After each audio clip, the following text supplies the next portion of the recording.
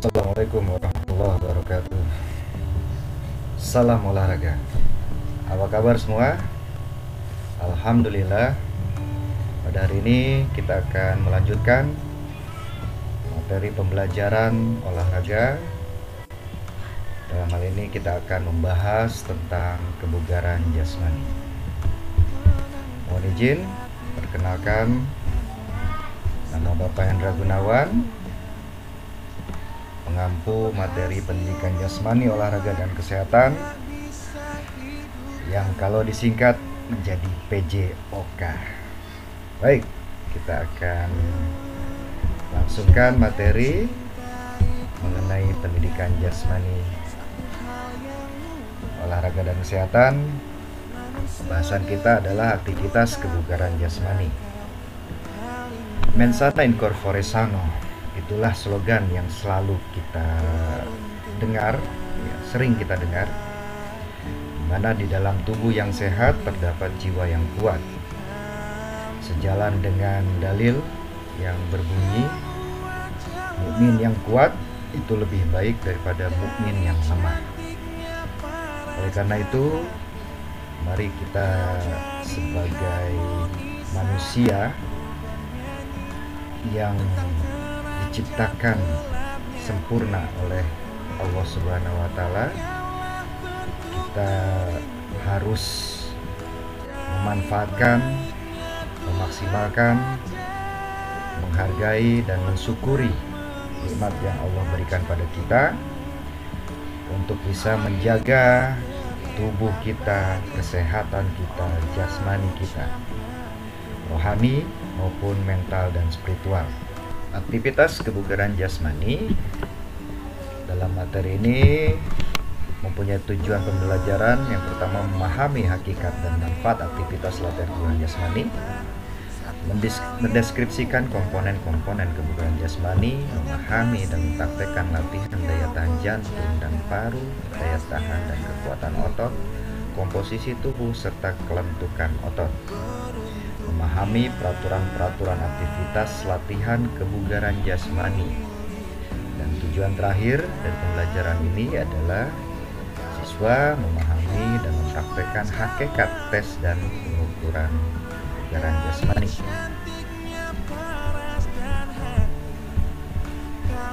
Selanjutnya, apa itu kebugaran jasmani?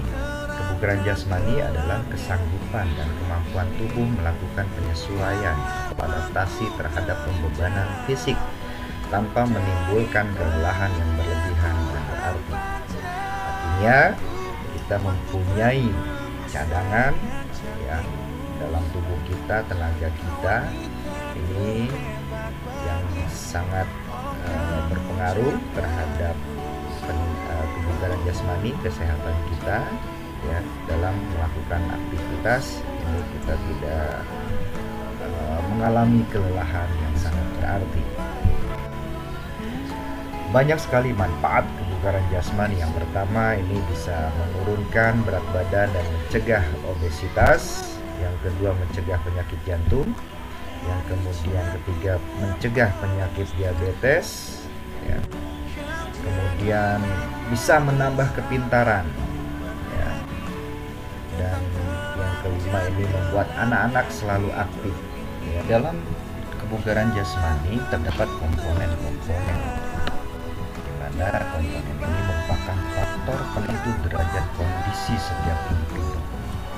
Seorang dikatakan bugar jika mampu melakukan segala aktivitas tanpa mengalami hambatan yang berarti.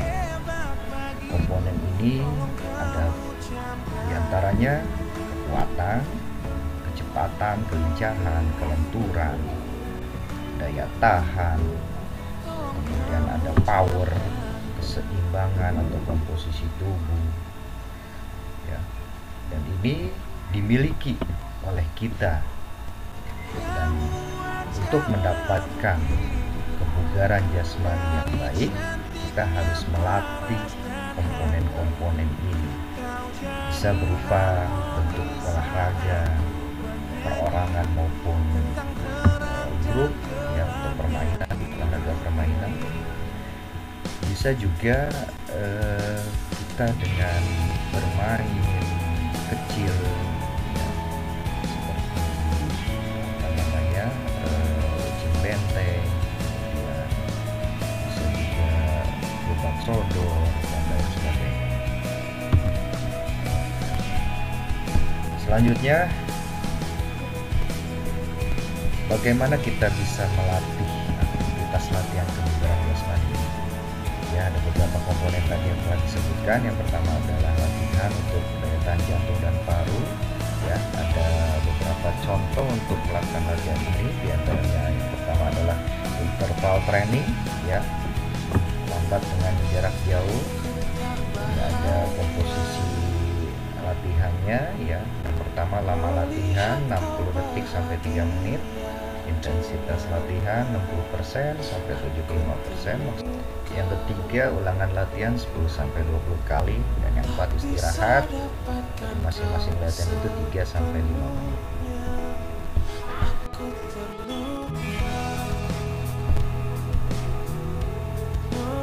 Interval training cepat dengan jarak pendek itu bisa juga dilakukan. Kemudian untuk melatih daya tahan otot, kita bisa lakukan dalam bentuk latihan otot lengan dan bahu, ya, bisa berupa push up, ya, kemudian pull up, ya, itu salah satu contohnya. Kemudian untuk melatih daya tahan tungkai, ini kita bisa lompat jongkok, ya, dalam posisi jongkok kemudian berdiri, itu bisa dilakukan. Dan juga untuk melatih daya tahan otot lengan, sit up berpasangan, ya, untuk melatih daya tahan otot juga sit up, ya. Nah, kemudian daya tahan lengan, latihan daya tahan otot lengan ini naik palang tunggal atau bisa dikatakan pull up, ya, dari latihan pull up. Latihan kekuatan otot, ya, ada latihan kekuatan otot lengan, ya. Di sini ada berbagai macam bentuk caranya kita bisa mengangkat tubuh kita, ya, dari contoh gambar ini. Kemudian juga bisa berupa push up, dan untuk kekuatan otot perut, ya, ini kita lakukan dalam bentuk sit up. Nah, ada otot punggung, ya, latihannya deadlift atau back up. Aktivitas kebugaran jasmani berikutnya, ini ada komponen latihan komposisi tubuh, ya. Karena tipe tubuh seorang ini dibagi menjadi 3, yaitu endomorph, ya, mesomorph, dan ectomorph. Atau istilahnya ini, endomorph itu adalah pendek, ya. Kemudian mesomorph ini sedang, tidak pendek, tidak tinggi. Ectomorph ini tinggi. Nah, selanjutnya ada latihan untuk kelenturan otot, ya.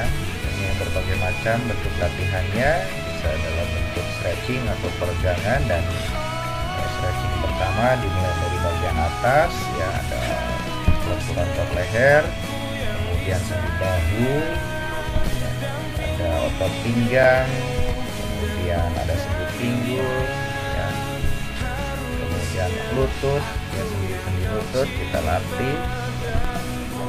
Kemudian juga ada kombinasi antara gerakan sendi pinggul, pinggang, dan juga lutut.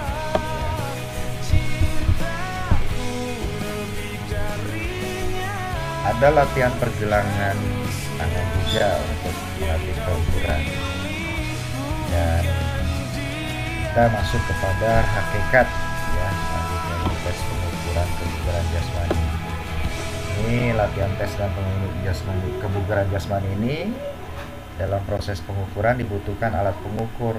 Dengan alat ini akan diperoleh data yang merupakan hasil pengukuran. Ciri khas dari pengukuran adalah adanya hasil yang berbentuk angka atau skor yang didapat dari olahan secara statistik, ya. Selanjutnya kita masuk pada fungsi dari tes dan pengukuran kebugaran jasmani. Yang pertama ini untuk mengukur kemampuan fisik. Yang kedua menentukan status kondisi fisik. Yang ketiga mengetahui perkembangan kemampuan fisik. Yang keempat sebagai bahan untuk memberikan bimbingan dalam meningkatkan kebugaran jasmani. Yang kelima, salah satu bahan masukan dalam memberikan nilai pendidikan jasmani, olahraga, dan kesehatan.